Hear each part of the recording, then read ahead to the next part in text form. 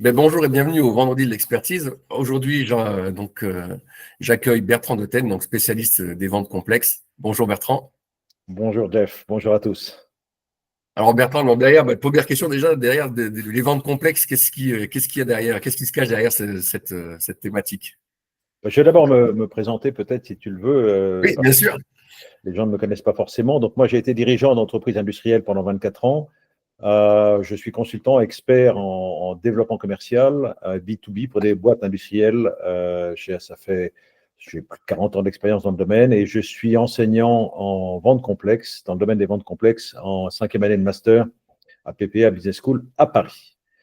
Et l'objectif de ce que je souhaiterais faire pendant cette session, c'est à vous aider à transformer vos ventes complexes grâce à une méthodologie que j'ai montée et qui marche très, très bien. Alors, tu posais la question, qu'est-ce que c'est que des ventes complexes? En fait, c'est la nature des ventes complexes, c'est quand une vente pour laquelle il y a des enjeux financiers élevés, on parle de quelques dizaines de milliers d'euros à plusieurs millions d'euros, des temps de décision qui sont longs côté Mhm. client, plusieurs mois à plusieurs années, et surtout de très nombreux acteurs impliqués côté client. Il peut y avoir des utilisateurs, des approbateurs, des décisionnaires, des évaluateurs, et on ne sait pas très bien comment ça se passe. Voilà. Là, on est typiquement, si vous avez ces trois conditions-là, ou ces trois critères-là, vous êtes dans un monde de vente complexe. Et ce qu'il faut savoir, parce que peu de gens le savent, 87% des ventes dans ce domaine sont réalisées par 13% des vendeurs. D'accord. Des vendeurs réalisent 87% des ventes et les autres se partagent les miettes. Alors, Ok. qu'est-ce qui se passe quand vous êtes confronté sans les bons outils, sans les bonnes armes à cet environnement? Eh bien, vous avez un faible taux de conversion de vos offres commerciales. Du coup, finalement, le choix pour le client se ramène à un choix sur les prix. Donc, vous devenez complètement dépendant au facteur prix et finalement, c'est le moins-disant qui l'emporte. Mhm. Vous n'arrivez pas forcément à vous différencier de vos concurrents et vous avez des équipes de vente qui manquent d'efficacité, de performance ou de structuration. Voilà. D'accord. Donc, Alors, si je peux poser pour recadrer un petit peu, en gros, c'est par exemple, j'ai un client où derrière, il y a forcément l'acteur, mais il y a peut-être le responsable méthode, il y a le responsable qualité, il y a tous ces gens-là qui sont impliqués, et parfois, on peut juste se focaliser sur l'acheteur, alors que c'est peut-être une erreur. Alors. c'est très fréquent, en effet. L'acheteur se présente très souvent comme le décisionnaire et dans les ventes complexes, c'est très rarement le cas. Ce n'est pas lui qui va décider. Son boulot, c'est de faire baisser le prix. Ce n'est pas de choisir le prestataire. Tout à fait. Donc, il peut y avoir des sociétés dans lesquelles, et ça, je l'ai rencontré, un contremaître qui n'arrive pas à être sur l'organigramme est en réalité le décisionnaire. Parce que si vous vendez une ligne de production sans son accord, eh bien, il bloquera l'affaire. La ligne ne marchera pas. Voilà. Ça, c'est typiquement un cas de vente complexe. Alors, il peut y avoir aussi des décisionnaires qui sont, eux, beaucoup plus haut placés, ça c'est clair. Mais donc, ce que je propose, c'est ce dont je me suis rendu compte, c'est qu'il y a une nécessité d'une approche structurée pour se différencier et pour maximiser la valeur pour le client. Alors, je propose moi une approche structurée, mais au préalable, je voudrais faire comprendre qu'il y a deux concepts qui sont clés que j'ai découverts il y a quelques années et qui sont très puissants. D'abord, il y a quelque chose qu'on appelle le cycle naturel d'achat. Que ce soit vous, que ce soit moi, que ce soit toi, Jeff, on prend nos décisions tous selon un process qui est écrit et qui est immuable. Il va falloir convaincre le client par étapes. D'abord sur vous. Quel est l'interlocuteur? Est-ce que le client peut avoir confiance en cet interlocuteur? Est-ce qu'il va pouvoir se reposer sur lui, écouter ses conseils, oui ou non? À supposer que le client décide que son interlocuteur est digne de confiance, ensuite il y a l'entreprise. Est-ce que l'entreprise pour laquelle travaille ce type ou cette fille est une entreprise qui a pignon sur rue, qui sera encore là dans 3 ans, qui n'est pas en dépôt de bilan? Voilà. Est-ce que je peux faire confiance à cette boîte? À supposer que l'entreprise passe ce critère-là, on va passer au produit ou à l'offre. Est-ce que cette offre correspond à mes besoins? Si oui, on va passer au prix. Est-ce que le prix, est-ce que c'est la seule chose que j'ai à payer? Est-ce que le rapport qualité-prix me convient, etc. Et enfin, il y a le timing. Combien de temps j'ai pour prendre ma décision, etc. Si on ne comprend pas que les décisions se prennent dans cet ordre-là, on tape à côté de la plaque. Et c'est une recette assez sûre pour rater la vente. Et le deuxième concept qui est clé, c'est l'objectif d'engagement. Chaque contact avec un client doit être l'occasion de faire progresser le process de vente.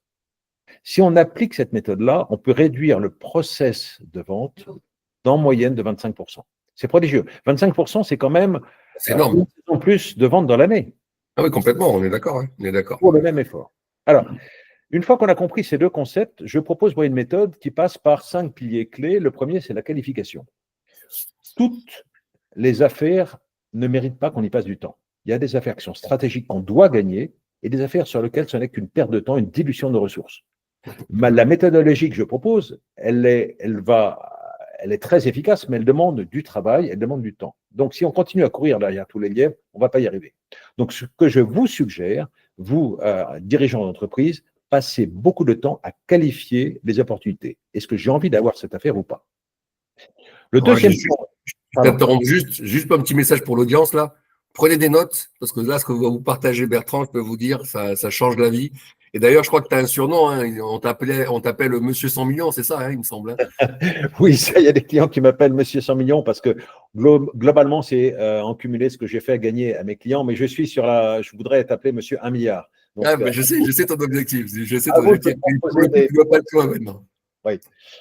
Donc voilà, donc prenez des notes parce que voilà, ce qu'on va vous partager, Bertrand, c'est de l'or en barre. Et moi, pour l'avoir vu un peu fonctionner, je peux vous dire que c'est vraiment important. Donc, premier, qualification. Et là, je t'interromps plus, je te laisse. Mais voilà, c'était vraiment pour dire à tout le monde que voilà, ce que tu vas partager, c'est super important et c'est vraiment de l'or en barre, comme je viens de le dire. Le deuxième point, si vous restez avec moi, c'est la compréhension des besoins du client. Le client n'a jamais besoin de vous acheter ce que vous lui vendez. Il n'a pas besoin de ça. Il a besoin de résoudre un problème qu'il a, de répondre à une attente qu'il a. Si vous vendez une ligne de production, il n'a jamais besoin d'acheter une ligne de production. Il a besoin d'augmenter sa productivité, de baisser son taux de panne, d'augmenter la performance de la ligne, mais pas de vous acheter une ligne. Et ça, il faut bien le comprendre. Parce que la plupart des commerciaux vantent les mérites de ce qu'ils proposent de leur solution. Mais ce n'est pas ce que veut le client, ce n'est pas ce qui l'intéresse. Donc, allez au-delà des besoins exprimés pour découvrir les besoins implicites du client. Et là, vous allez être capable de créer une valeur unique en répondant à ces besoins. La troisième chose que je vous demande de faire, ou que je vous conseille de faire, c'est mon conseil absolument gratuit, c'est l'analyse du centre d'achat. Vous avez, dans une vente complexe, énormément de gens qui influencent le centre d'achat. Et s'intéresser et avoir comme interlocuteur, comme seul interlocuteur l'acheteur, est une recette éprouvée d'échec. Il va falloir aller identifier quels sont tous les gens qui vont participer d'une façon ou d'une autre à cette décision. Est-ce que ces gens ont un a priori favorable ou non sur votre commercial, sur votre entreprise? Est-ce qu'ils ont de l'influence? Quelle est leur influence réciproque? Est-ce qu'ils ont une urgence à résoudre ça? Quels sont leurs critères de décision entre deux fournisseurs possibles? Quels sont les critères qu'ils vont choisir l'un ou l'autre? Quels sont leurs objectifs? Est-ce que leur objectif, j'ai vu un cas dans lequel l'objectif du responsable était de partir à la retraite le 1er septembre en ayant bouclé un projet propre. Si vous savez ça, ça vous donne une arme formidable. Tout à fait. Donc, 1, qualification, 2, la compréhension des besoins du client, 3, l'analyse du centre d'achat, mais ça ne suffit pas. Je rencontre des commerciaux qui me disent, moi, monsieur, les concurrents, j'en parle pas, ni en bien ni en mal, je les ignore, on est bien meilleurs. Eh bien, je trouve que ça, c'est une grosse erreur, ça. L'analyse de la concurrence est essentielle. Vous devez savoir contre qui vous êtes, vous devez analyser avec attention leurs points forts, identifier leurs points faibles, comprendre leur stratégie pour être capable de développer une proposition de valeur. Vous n'êtes pas dans un monde aseptisé, vous avez des concurrents qui sont respectables, qui sont sur le marché, s'ils sont encore vivants, c'est qu'ils ne sont pas mauvais, et ils ont aussi envie que vous de signer l'affaire. Eh bien, il va falloir les respecter, il va falloir aller chercher vraiment ce qu'ils font de bien dans l'esprit du client. Et si le client ne veut pas vous dire contre qui vous êtes, il va en tout cas vous dire ce qu'ils font de bien ou ce qu'ils font de mal. C'est à vous d'arriver à percer cette poche. Et enfin, vous avez tout ça, et bien ça va vous permettre de construire une proposition de valeur qui soit riche et qui soit différenciante et qui va vous placer très loin au-dessus de vos concurrents, à tel point que le client n'aura qu'une envie, c'est de signer la commande. Alors, c'est une offre qui correspond exactement aux besoins du client. Donc, il n'y a pas deux propositions de valeur identiques. Qui va reprendre ses besoins, qui va reprendre ce que vous lui apportez, les avantages qu'il va en tirer et la façon dont vous allez vous différencier de vos concurrents. Voilà. Et si vous faites ça, et si vous le faites bien, je vous assure, vous qui m'écoutez, que le prix devient un facteur secondaire. Contrairement à ce que votre client peut vous dire, si vous arrivez à faire une proposition de valeur qui corresponde bien à son besoin, le prix est toujours important, mais devient secondaire. Tout à Je vous fait. donne deux cas typiques. J'ai travaillé avec Dimeco, qui est à Besançon, qui est une société de machines-outils. Eh bien, entre 2019 et 2022, on a fait passer les ventes de 14 à 22 millions d'euros. Attention, on est dans de la machine-outil, on est dans du Mhm. métal, et on Tout à a fait fait. passer les profits d'un point très difficile à une position largement bénéficiaire. Un autre exemple, Acreos, qui est un simulateur de conduite, quelqu'un qui fait des simulateurs de conduite, une boîte géniale basée à Metz. On a augmenté de 30% le chiffre d'affaires en améliorant le processus de vente et en se différenciant des concurrents. Toutes ces entreprises, mais j'ai aidé des dizaines d'entreprises et ça marche à chaque fois, ces entreprises sont sorties de la guerre des prix en devenant des partenaires privilégiés de leurs clients. Voilà. Donc, ce que je voulais dire, c'est que, Jeff, tu m'as demandé ce que c'était que la vente complexe en ouverture. La vente complexe, en fait, elle consiste à aligner votre offre, votre proposition de valeur avec les besoins implicites des clients.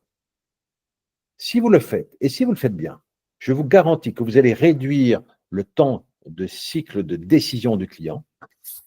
Vous allez considérablement augmenter votre taux de conversion, votre taux de transformation, c'est-à-dire le nombre d'offres remportées par rapport au nombre d'offres écrites envoyées au client. Mhm. Et vous allez renforcer vos marges financières. Parce que le client, nous sommes dans un jeu, dans la vente complexe, qui n'est pas un jeu à somme nulle. Dans la vente simple, vous vendez une voiture d'occasion, plus vous négociez bien, plus vous tirez d'argent, plus l'autre négocie bien, plus lui va prendre de l'argent. La vente complexe, c'est différent. Vous avez un client en face de vous, vous allez identifier beaucoup plus de valeur chez lui, donc vous allez répondre à plus d'attentes, plus de besoins, et vous allez être capable d'en tirer parti, vous aussi, financièrement. C'est un jeu sur lequel tout le monde est gagnant. Voilà. Donc, si cela vous intéresse, et je voudrais en conclure là-dessus, je suis à Mhm. votre disposition. J'ai aidé des dizaines d'entreprises qui toutes, je dis bien toutes, ont vu leur vente progresser. Vous pouvez aller voir sur mon site internet On Teneodev. partagera, oui, on pourra partager sur le post et puis je partagerai sur la vie. Mais tout à Voilà. l'heure, tu parlais de taux de conversion, justement. Et justement, tu as un exemple de taux de conversion où tu as une entreprise que tu as aidée qui était peut-être à une vingtaine de pourcents, ce qui est déjà pas mal finalement quand on parle de taux de conversion et que tu as justement fait monter et fait exploser. Tu as un exemple comme ça ou... Oui, j'ai un exemple. J'en ai plusieurs, mais j'ai un exemple qui me vient à Non, j'en l'esprit. doute pas.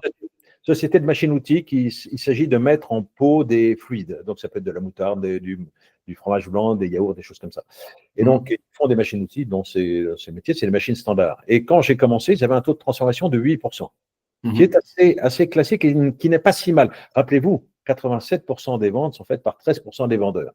Eux, ils faisaient partie des autres. Donc, un taux de Mhm. transformation de 8% n'est pas anormal. J'ai déjà Mhm. eu d'ailleurs des taux de transformation de l'ordre de 2% quand j'arrive. Mhm. Et le dirigeant, après la mise en place de tout ça, m'a dit, Bertrand, tu nous as dit que tu te faisais fort d'atteindre, qu'on atteigne un taux de conversion, un taux de transformation de 40%.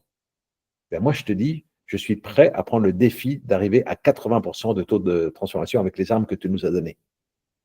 Voilà. Et On va Nico, voir. Je n'ai pas fait le point avec lui de là où il en est, mais il a considérablement augmenté. Oui, oui. ah Ça, ouais, mais c'est c'est... sûr, de toute façon, voilà, 8%. Mais déjà, il y a un truc moi, je conseille de mon côté, c'est est-ce que déjà, les entreprises connaissent leur taux de conversion? Parce que moi, je vais des fois dans des entreprises où le taux de conversion, c'est même pas ce que c'est, et on n'a aucune idée de ça. Et ne serait-ce que le mesurer, mais vous allez voir, vous allez augmenter le résultat, ne serait-ce qu'en mettant la mesure. Donc, moi, c'est le conseil que je peux donner, c'est déjà, sachez déjà ce que c'est votre taux de conversion. Et puis, il y a un dernier point que je voudrais dire, parce que j'ai mis ça en place donc, dans pas mal d'entreprises, et l'une qui fait du contrôle par caméra allié à l'intelligence artificielle. Et le Mhm. directeur technique a participé à l'implémentation de tout ça, et notamment à la formation des commerciaux. Et il m'a dit à la fin, écoute Bertrand, avant, pour moi, la vente, c'était affreux. C'était un bras de fer, et vraiment, ce n'était pas un métier. C'est pour ça que je me suis mis dans la technique. Je ne voulais pas négocier comme un marchand de tapis avec les commerciaux, avec les acheteurs du client. Maintenant que j'ai cette formation-là et que je comprends que la vente consiste à résoudre les problèmes du client, à vouloir l'aider, je suis tout à fait prêt à prendre la direction commerciale de la boîte. Ben, Et c'est ça, notre approche. oui, ça, je trouve, ça m'a fait très plaisir quand il m'a dit ça. C'est clair. Non, mais ça, c'est clair. Donc, bon, alors, je ne sais plus où on en est. On doit arriver pratiquement pas loin des 15 minutes. Alors, si je résume bien, donc, les cinq clés, c'est la qualification, déjà, donc qualification. Le deuxième, c'était la compréhension du client et de son besoin. Oui, Tu m'arrêtes si je fais faux, hein. c'est très Le bon. troisième, c'est l'analyse du centre d'achat. Oui, Le quatrième, l'analyse de la concurrence, surtout à ne pas oublier. Et donc, le dernier, c'est d'avoir une proposition de valeur où, quelque part, finalement, vu si on est la seule à le faire, eh ben, il n'y a pas de concurrence, quelque part. Tout à fait. Exactement. Mais voilà. Donc, bon, t'as vu, j'ai pris des bonnes notes. Hein. Pas Je suis un mal, bon pas élève. mal, pas mal. Si tu as besoin de consultants supplémentaires, je t'appelle. Hein. Ouais, ben écoute, c'est pas grave, avec grand plaisir, avec grand plaisir.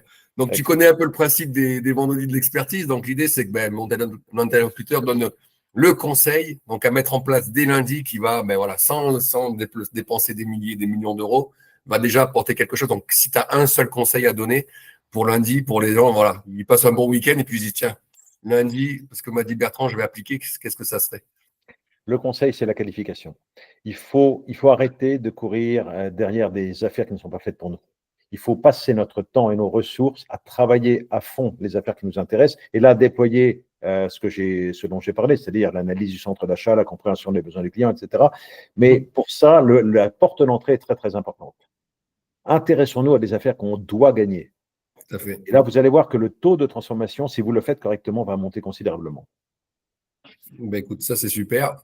Et puis ben, le deuxième truc qu'on fait donc avec GVS Consulting et puis ben, mes invités, c'est un cadeau, voilà que ben, mes invités offrent donc à l'audience.